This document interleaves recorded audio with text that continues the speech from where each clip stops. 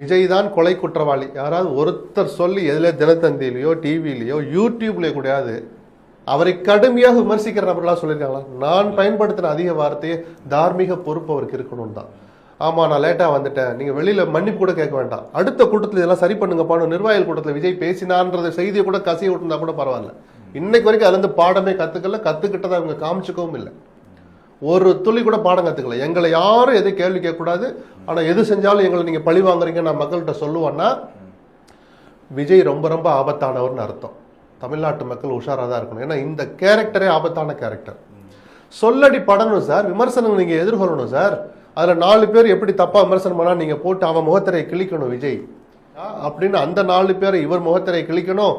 நிஜமாவே விமர்சிச்ச ஒருத்தருடைய கருத்தை நான் இனிமேல் என்ன திருத்திக்கிறேன்னு சொல்ற கூட அடுத்து வரல மனசுக்குள்ளே அந்த சபதத்தை எடுத்துக்கணும். நம்ம அந்த தவறை இனிமேல் திருத்திக்கணும். விமர்சனங்கள் இல்லாம ஒரு தலைவன் எப்படி சார் உருவாக முடியும்? என்னை யாருமே